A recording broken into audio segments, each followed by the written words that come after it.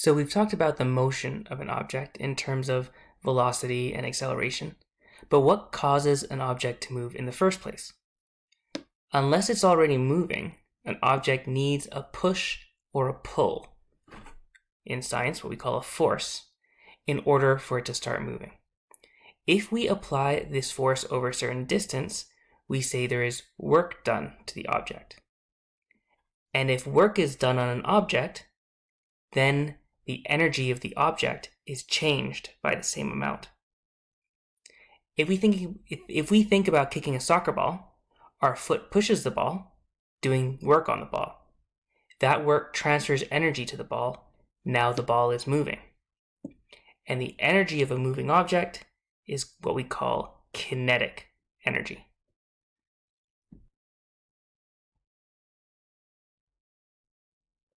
The amount of kinetic energy of an object depends on the object's mass and speed and is related by this equation. So you have kinetic energy equals 1/2 mv squared. Ek is your kinetic energy measured in joules. Mass is measured in kilograms, and speed is measured in meters per second, and you're taking the square of that speed. The units of kinetic energy and energy in general is a joule. And since the units on the left and right hand side of an equation must be equivalent, then 1 joule must be equal to 1 kilogram times a meter squared over second squared, since you're squaring that v there. As an example of how to apply that equation, let's look at model problem number 4 on page 198 of your text. There's a car with a mass of 1,500 kilograms moving at a speed of 14 meters per second. What is the kinetic energy of the car? Because the car is moving, the car has kinetic energy. Any object that moves has kinetic energy. How much? Is equal to Ek equals 1/2 or 0.5 times m times the speed squared. And remember we talked about the units of joules, and 1 joule is equal to a kilogram times a meter squared over a second squared. Speed must be in meters per second for this equation to work. So the book already converted 50 kilometers an hour to 14 meters per second. If it did not give you the speed in meters per second, you have to convert that yourself. Okay, so we'll just follow the equation. Ek equals 1/2 times the mass of 1,500 kilograms times the speed of 14 meters per second, and we're squaring that speed. Let me just do this, 14 meters per second squared. In my calculator, I'm just taking 1/2, which I can write as a fraction, or I can just say it's 0.5 times the mass of 1,500 kilograms times 14 meters per second, which I'm going to square. So on the calculator, I get 147,000, and that would be in joules.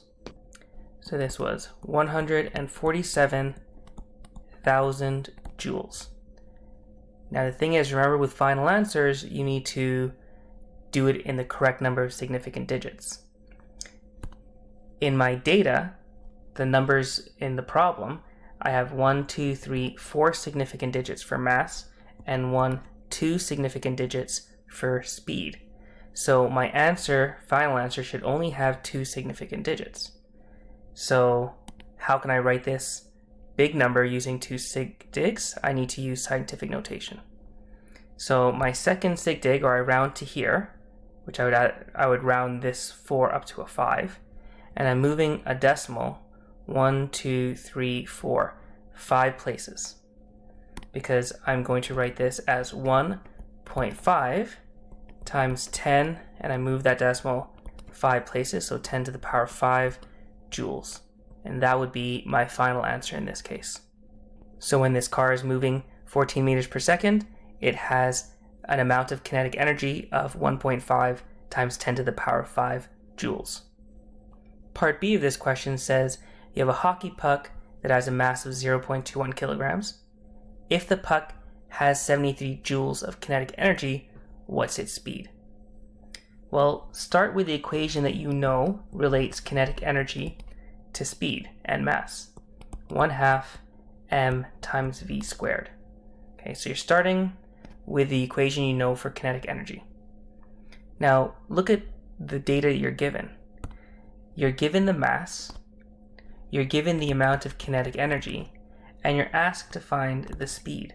So what you're trying to do is you're trying to get v by itself. So how do we do that? Well, in order to get v by itself, you're going to have to get rid of this half, you're going to have to get rid of this m next to it, and you're going to have to get rid of this squared. And we can do it as follows. To get rid of a half, you multiply by 2. So we're going to multiply this equation by 2. If you really want to know the math behind that, if you take a half and you multiply it by 2, or 2 over 1, then remember when you multiply fractions, you multiply the top and then the bottom. So 1 times 2 is 2, and on the bottom is 2 times 1, which is 2, and 2 over 2 just equals 1, meaning you got rid of the 2 by multiplying by 2. So another way of saying it is a 2 on top will cancel with a 2 on the bottom. How can we get rid of an m on top? We can divide by m. M on top and m on the bottom cancel out. Whatever we do on one side, we do on the other. So because we multiply by 2 and divided by m on one side, we also need to multiply by 2 and divide by m on the other side. Okay, what's our result so far? So far, then, we have 2 times ek over m equals v squared. And what's the opposite of squaring a number, or how can we get rid of a squared? You can square root. If we square root on one side, we square root on the other side. So the square root cancels with a square, and your equation becomes the square root of 2 times ek over m equals your speed. And that's the equation that you would use. You would just fill in or substitute the numbers you're given, and you should get speed. Let's do that. Speed equals the square root of 2 times the kinetic energy, which we're told is 73 joules, divided by the mass, which is 0.21 kilograms.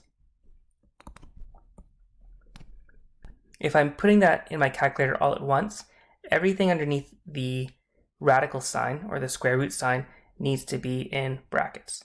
So we have the square root, and then I'll put brackets around this, 2 times the kinetic energy, which is 73, and then we're dividing that by the mass of 0.21.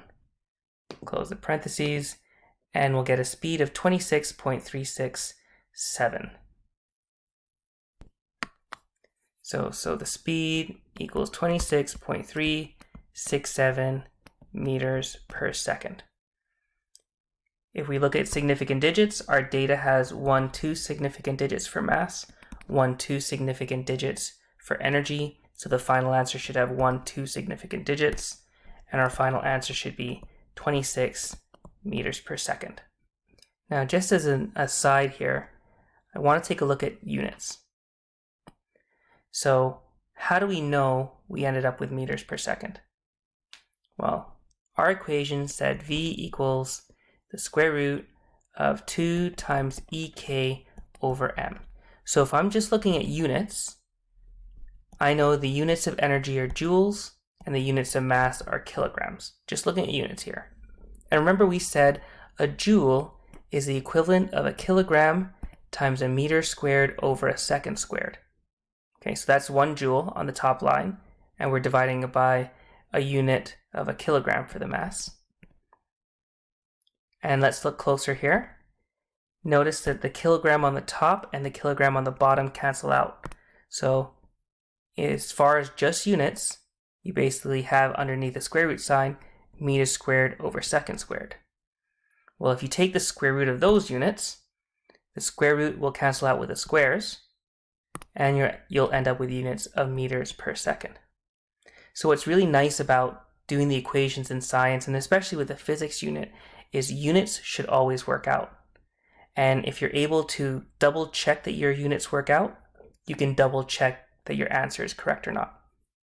So basically that's the end of this lesson. There is homework that I'd like you to complete on page 199 to 200, practice problems number 32 to 40. So 32 to 40. I know I've only given you a couple of examples, so what I'll do is create another video of myself going through the solutions to those questions if you need some extra help with that. Thanks.